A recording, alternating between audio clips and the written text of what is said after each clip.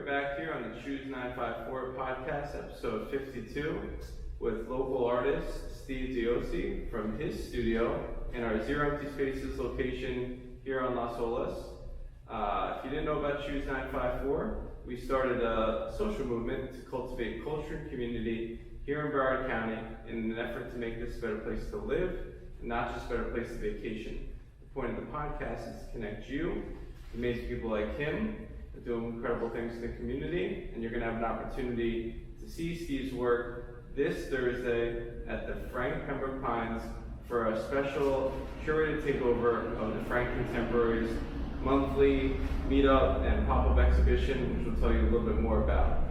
This podcast is brought to you by the Thousand Mermaids Artificial Reef Project, creating artistically crafted artificial reef modules in an effort to save the reefs, create ecotourism, provide research opportunities, and countless other citizen science opportunities. To find out more, you can log on to www.1000mermaids.com. That's the number 1000mermaids.com. Without much further ado, why don't you tell us a little bit more about one of my favorite marine artists? Okay, so my name is Steve Diossy. I've been working artist now for 25 years. Started the brand, pretty much the artwork that you see behind me, I incorporated into basically an umbrella company about 8 years ago. Started off as officials, and I've changed the name, just under my own name, Steve Diossy.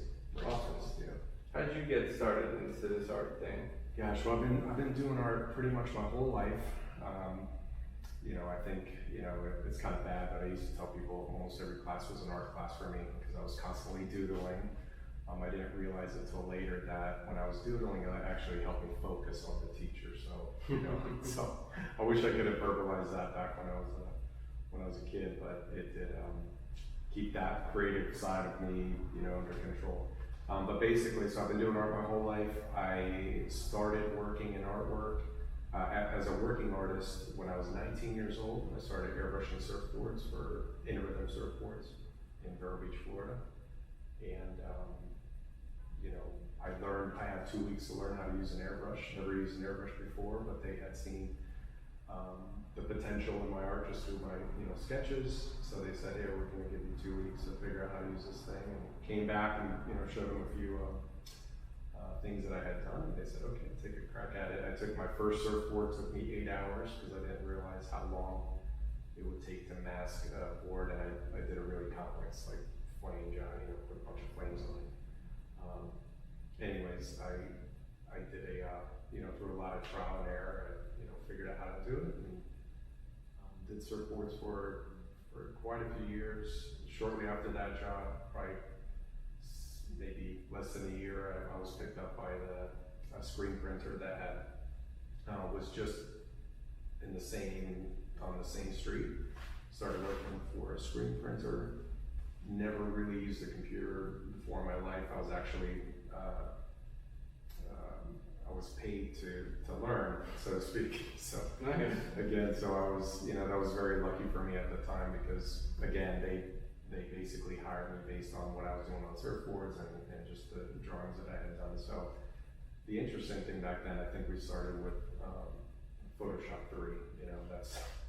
And I think it was Corel Draw. Yeah, Corel Draw. Yeah, wow. It was probably like, gosh, I can't even remember now, but it was probably like 4 or 5 or something like that. But at the same time I was learning that, I was learning old school techniques in screen printing as far as using ruby lit, dark rooms, rapidograph pens. So what we were basically doing is I was creating each separation for a t-shirt on a cell, and we used to do fades by simply stippling.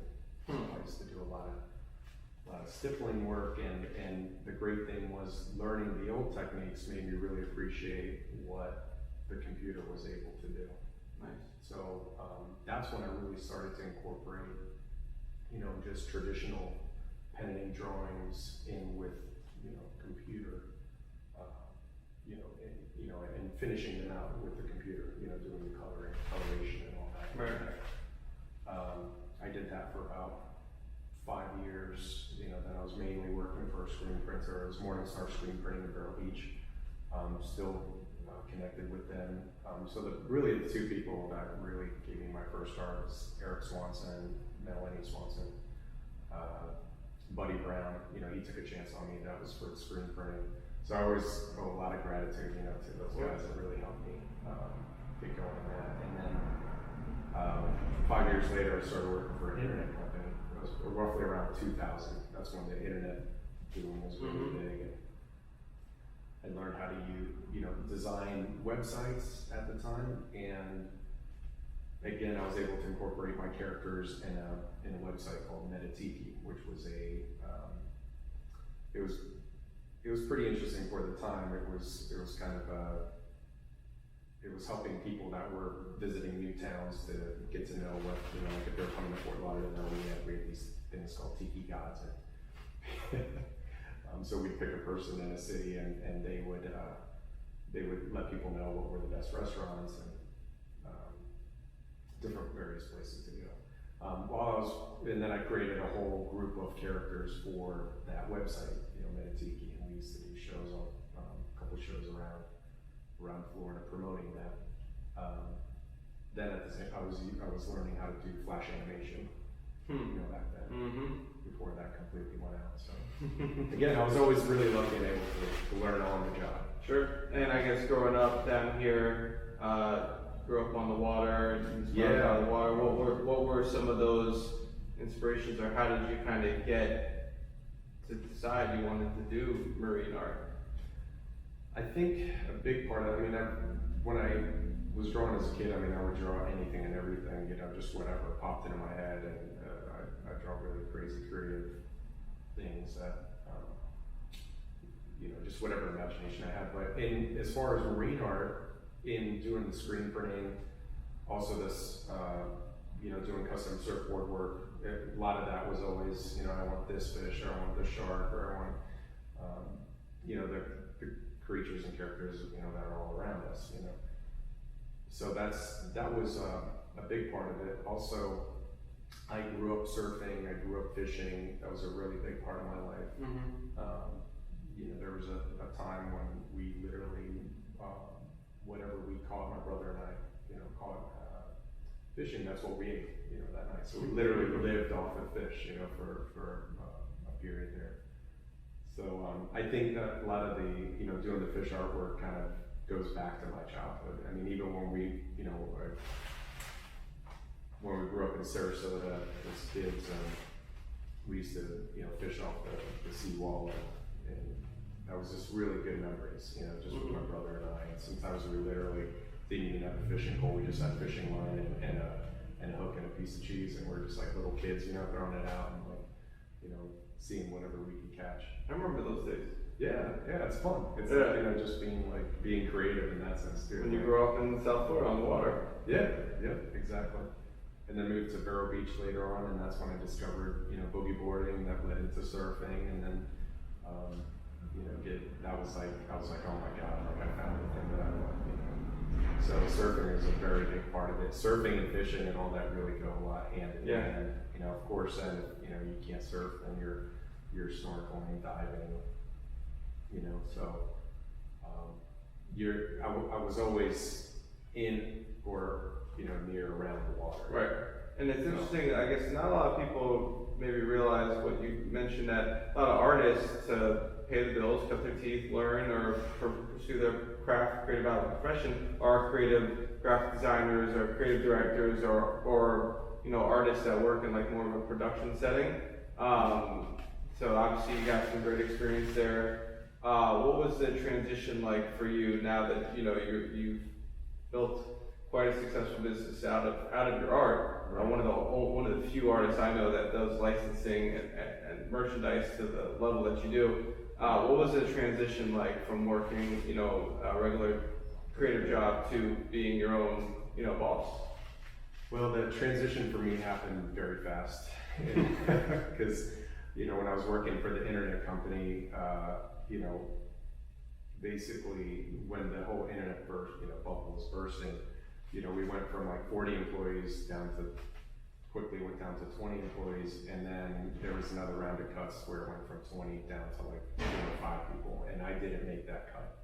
So I was let go, and it was like a big kick in the gut, you know, but at the same time, I always did a little bit of freelancing on the side, and I knew I could make a little money on the side because I was still doing some of my surfboards, you know, so I kind of knew I was able to make a little bit of money here and there, just, you know, doing bad jobs.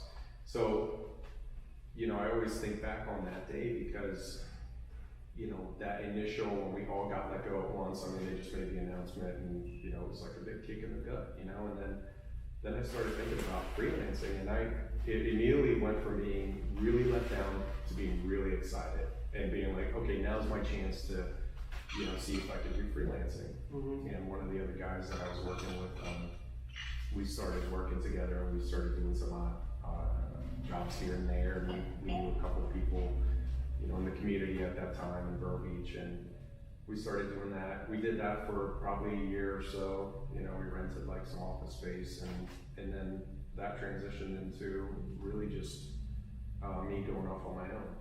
You know, so pretty much from 2002, I started freelancing. And the one thing I knew that in order for me to make a living in art, I had to basically, you know, take on every job. You know, so I was like the yes man. Like, it didn't matter what the job was.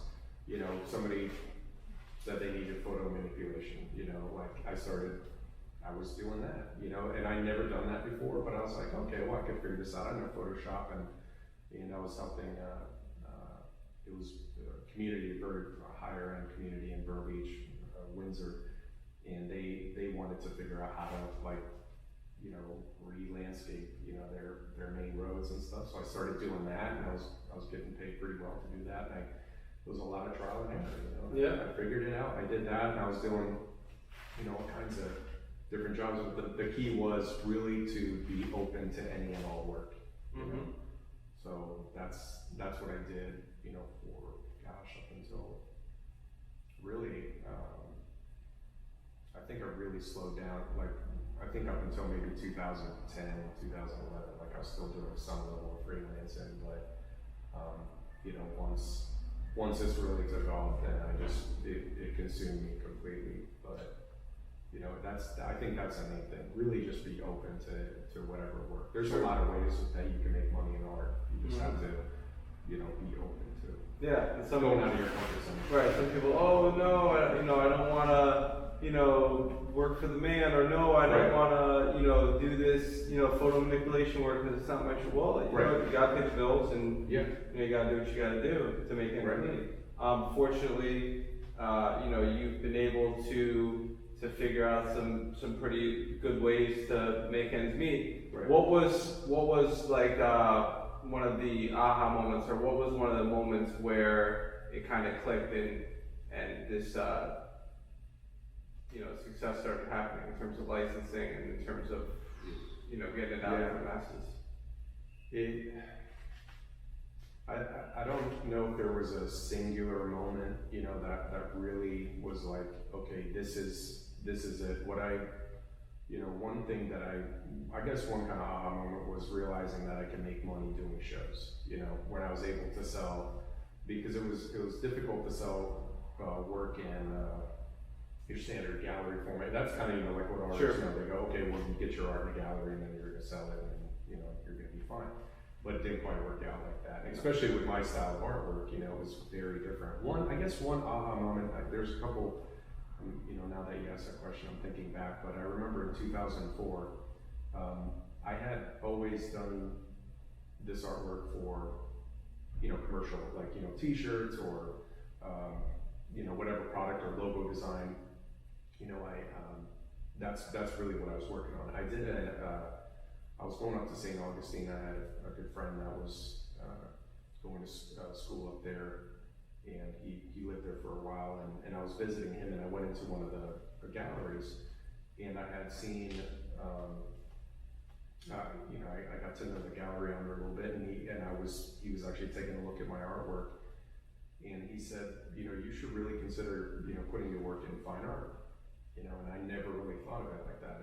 You know, to put my art on canvas, I just didn't see it that way, and then he invited me to do a show up there, and it was an opening, and one of the artists that he actually had, I think they just picked up Michael Goddard, at the time, and they were showing his work, and it was so inspiring to see Michael Goddard's work, where it was beautifully done, but it was humorous. It had a humorous take on it. There was characters in there, it was very well put together, but it was fine art, but it still had this humorous twist. Right. And that's kind of where I always love humor. I love combining humor in art, and growing up in Florida. So that was definitely one of those moments, pivotal moments, where I was like, wow, this is pretty neat. And another moment, I had done a piece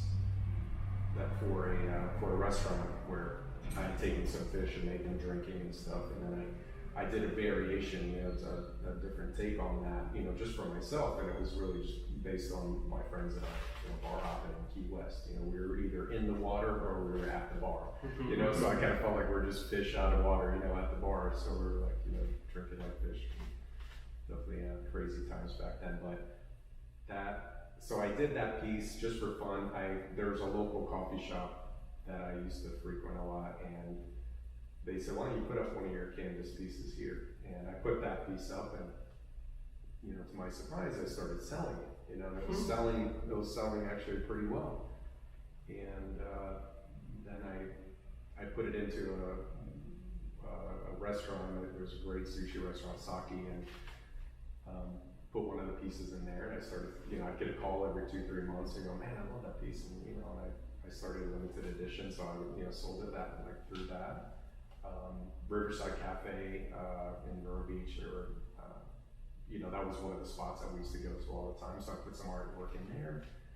And same thing, I would get little calls here and there. So I started thinking, oh, this is kind of interesting, that people actually saw the artwork in the way that I was trying to depict it. I was really, I was trying to show the coastal lifestyle through the characters of the fish. Right. And it was just so funny that, to me, it seemed like such an abstract thought that, I was basing this off my buddies and I, and, kind of making basing the characters off of us, but people saw themselves in it, and they immediately started, they would say, oh, that's Bob, that's Joe, that's Sue, they would all pick out their characters, who they are in the piece. And then another moment was, when we started doing shows, and I started realizing,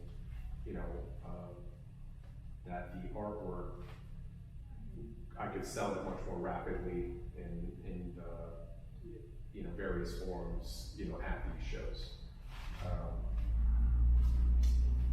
And I think a big part of it was just taking a chance and, getting it out there.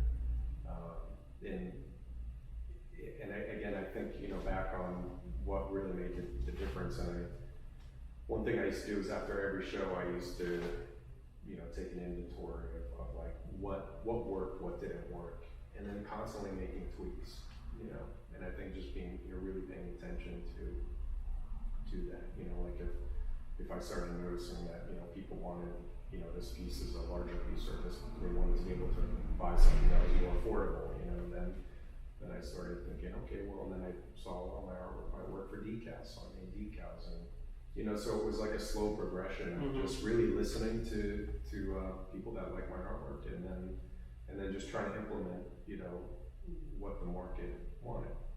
Amazing. And thankfully, the strong boating and fishing and marine community and all throughout South Florida and Vero Beach, you've been supported and to the level that you've been able to pursue your craft and passion and creative outlet, which has become your profession.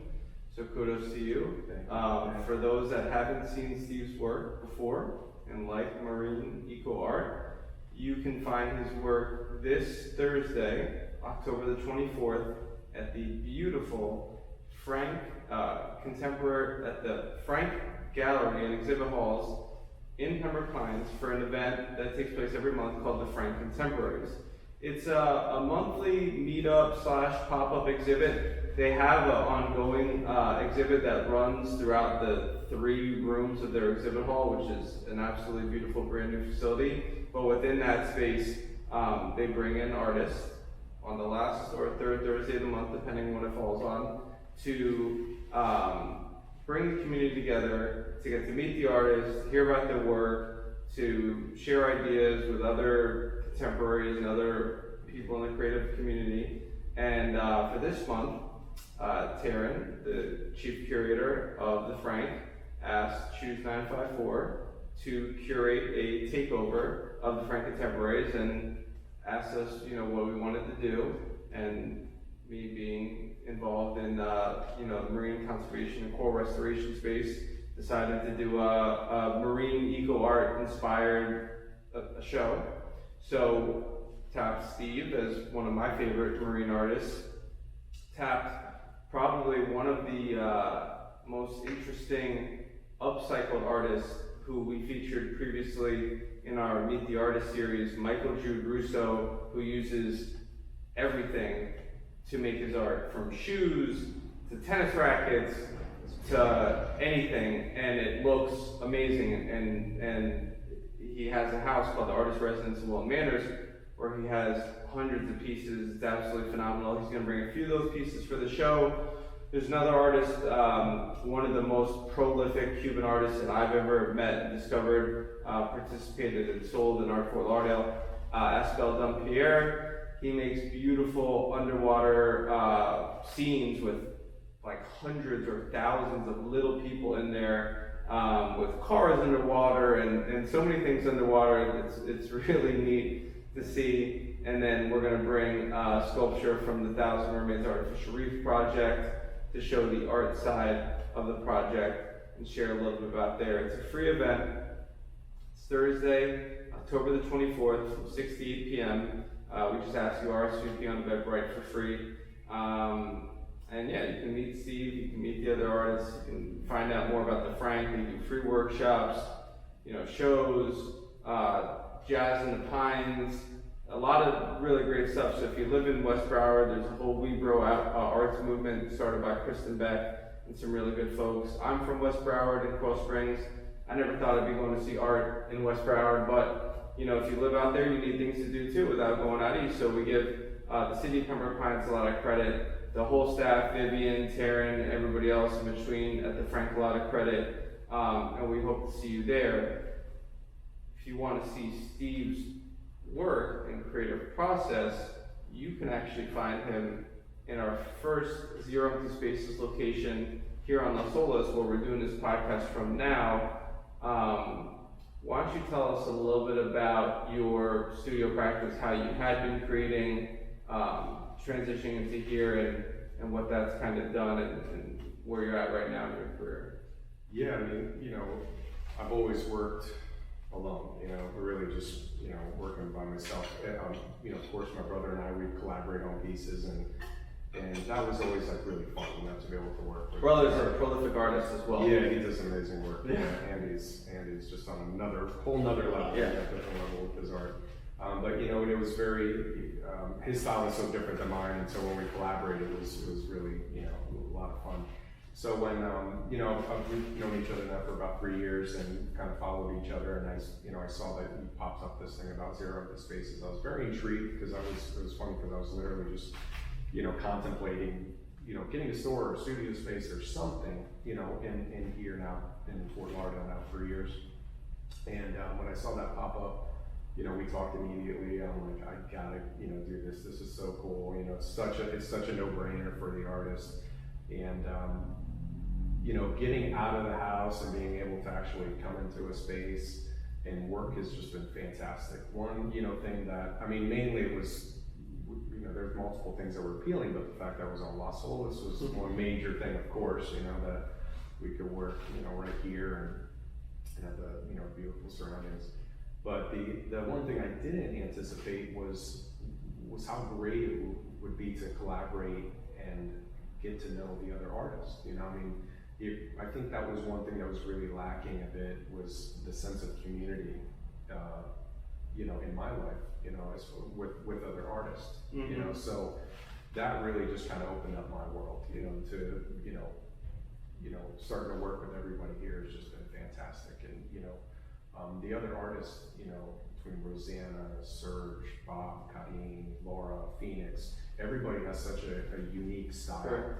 And we really encourage and, give each other feedback. Like when I was working on this piece here, Serge, we were talking back and forth, and he gave me some ideas right off the bat, and just like, I was like, oh, what should I do with the prize coming out, the octopus is taking a prize out of the cereal box. He's like, I'll make that a clam with a pearl, I'm like, oh, that's perfect. That's like the perfect idea. So just having, that constant inspiration of, being able to come in here, really anytime, and then meeting up with your artist friends and collaborating. So it's really changed my world in the sense of, just getting me out of the house and coming into this space has been fantastic. Yeah, and there's nothing wrong with creating in the house, and yeah, and I still do. I mean, yeah. It's still the majority of my work. I mean, I still do, computer design, where I work on a Wacom tablet. So I still have to, do a lot of work there, but it's just nice to have that other outlet. Yeah, and the collaborations have been amazing. Feedback from the community has been amazing. Yeah. This last weekend being open for Los Olas Art Fair, that was great. Was amazing. I mean, how many people, realistically go into artist studios? Not that many, unless you're really, a collector or you're really into art. Right. There's so many artists that are exhibiting on the Los Olas Art Fair, you're never going to see their studios. You just see the finished product. So to see the process, to get to meet you, that's one of the things that I found from speaking with people doing this now.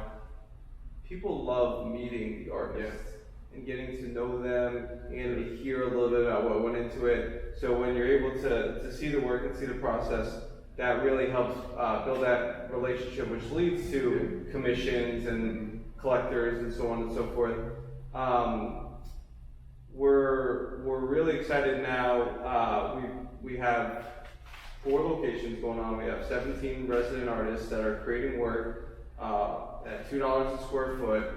And if you didn't know about Zero Empty Spaces, we kept hearing from artists and the community alike that there's just a shortage of artist studio spaces. There's only so many in Fat Village and in Mass District. And then if you don't get into the Arts District, you gotta rent a warehouse, you gotta rent an office space, and not everybody, as we previously explored, can commit to a 1, 5, 10-year lease at $1,000, $5,000, $10,000 a month for a space, especially with the prices in Fort Lauderdale. So yet, there is no shortage of vacant space in Fort Lauderdale or Broward County or really any city throughout the country. No city has 100% occupancy at any one time. And cities don't like vacant spaces. Think about all the spaces that you drive by. Man, it's been closed for years. So myself and my partner, Mr. Andrew Martineau, we're creative problem solvers, community builders, marketers, creative entrepreneurs, and we figured a way to marry those two and to mend this problem by working with the real estate developers and the property owners that would come to us and say, hey, what can we do in our space? And then solving a problem for the artists at the same time by making affordable studio spaces available. We do them on 30-day flex renewable lease term basis, so it's month to month. We assume all the liability, so we take care of the water and the electricity. We provide our general liability insurance to the owner, and we program it. We do some marketing around it, social media, public relations, which our agency does, the Unitas Group. We did an opening on Las Olas, which had maybe 1,000 people come, which was so cool. Because if it would have been a gallery opening, I don't think we would have got that many people. But by having it be something new, people are like kind of yearning for something new. So that was super cool. So you can find us on 914 East Las Olas, in downtown Fort Lauderdale. We are, because this is on a month-to-month basis, probably going to be moving into a new space on 888 Las Olas sometime soon, so it's just a couple doors down, not that far. You can find out more at zeroemptyspaces.com. Email us at info@zeroemptyspaces. There's an artist application, If you have a vacant space you want to submit to have occupied or activated, we can certainly help out with that as well. And we'll continue doing more and more events, open studio nights, meet the artists, stuff like that to get people in the space. Where can they find you on social media? Basically just under my name, Steve Diossy. You can go to stevediossy.com. My last name is spelled D like David, I-O-S-S-Y. Instagram, Facebook, just type in Steve Diossy Marine Artist, and they'll be able to find me on there. Or just go on the zeroemptyspaces.com website too, and my information is on there as well. And another place, I just wanted to add that October 30th, starting the Fort Lauderdale International Boat Show. You might have heard of it. It's when we were just talking about that, I'm amazed I'm able to be at that show. But I will be in there in the main welcome tent. We're gonna have a big display. We're really gonna feature a ton of art, so definitely come out there and see us. And really, it's just a great show. Which is where we met. Yeah, originally. Yeah. 1,000 Mermaids. Yep.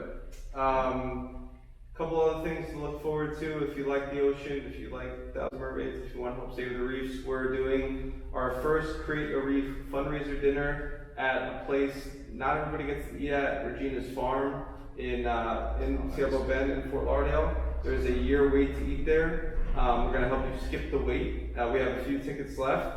Everybody that attends that dinner and buys a ticket will have their name on a plaque as a friend of the reef, and we're going to be able, fortunately, to create a reef that night with the proceeds from the dinner. It's November 9th. I know that's a busy time of the year. It's about 6 to 9 p.m. You can find out more on the 1,000 Mermaids website or reach out to me. We are still proud to support Raw Storytelling, which takes place the second Thursday night of the month at a coffee shop over here in downtown Fort Lauderdale. True Stories Untold, it's our version of the Moth. It's a free event. It's the second Thursday night of every month. You can find out more at rawstorytelling.org. And always the next morning, unless it's a weird time of the month when the second Friday doesn't fall after the second Thursday, is AAF Creative Zen, which is an event that we host, sponsor, and produce. It's a free monthly breakfast lecture series. It's a mini TED Talk that we do for the creative community to connect and engage, inspire people. One Friday morning a month, we provide coffee, breakfast bites, and we bring in a thought-provoking, inspiring speaker. This month is Adam Dolly, who is a former monk from the seminary, turned interior designer, turned hotelier, turned artist, turned activist, turned nice guy. He's always been a nice guy. He was the artist that produced and sponsored the Flower and the Gun fundraiser that we did a couple months ago to support Vaughn and the folks from Douglas. And that will be November the 8th at the Art Gallery 21 in Milton Manors, formerly the Women's Club. If you type in AAF Creative Zen, it'll pop up. If you go on to Choose954's Eventbrite or Facebook calendar, it'll pop up there. And for everything else, you stay tuned to the social medias. We'll keep you in the loop here. I'm glad to be here. I always like to try to find out, why do you choose the 954? Why I choose this? Well, again, I grew up in Vero Beach, almost the majority of my life here in Florida, and once I started to sell a lot more, I started realizing the boating community was probably one of my biggest customers, and, for obvious reasons, and because they're really depicting, the boating coastal community through my characters, And so what better place to be than to be right in the center of the boating community is right here in Fort Lauderdale, and that also helps that it's an absolutely gorgeous place, and there's just so much culture and events and going on, and the fact that we're right here in the center of the South Florida region, being so close to Palm Beach, being close to Miami, it's a quick jump off there wherever you want to go. Still close to Vero Beach? Still close to Vero Beach. I go to Vero Beach constantly, so I always have to go back to my original home at least a couple times a month. And I guess I would go without saying, what are you working on right here? All right, so this one is I call it Serial Killer. You'll notice There's a cereal that he's holding. He's got spoons in every tentacle. This is just the underpainting right now. It's the first layer of paint that's in the piece. This piece represents my childhood. Depending on how old you are, you probably remember Saturday morning cartoons. That was like our main time to be able to watch cartoons. Yeah. So we got, you pick your favorite cartoon and you get your favorite box of cereal, and it just represents it's a bit of nostalgia, and it just represents a simpler time. And I love thinking back on that. I love thinking back on the age range as well. And so basically, I wanted to, I don't want to get in trouble, so I made it Captain Munch instead of Captain Crunch. It's a little bit of a cross between a few different cereals. I always have my Mad Mahi in here, which you'll also see here, that I'm working on too. So I wanted to try to get this done in time for the boat show. I don't think I will. I tend to take a little too long on every piece I'm working on. It's a lot of detail. But this piece is going to be fully colored. It's not staying in this color tone right now. But You can see some examples of full color pieces in the background for those that are seeing the video. So there's a lot of life, a lot of color, a lot of fish in these pieces and marine life. So we give you a lot of credit, a lot of kudos. You're an inspiration to a lot of artists. So once again, come by Zero Empty Spaces, get to meet Steve, check him out at the boat show. It's going to be a good time.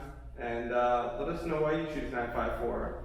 I'm Evan Snow at Evan Snow 13 on Instagram, at Choose954, at Zero Empty Spaces. Don't hesitate to reach out, and we'll see you soon. Cheers.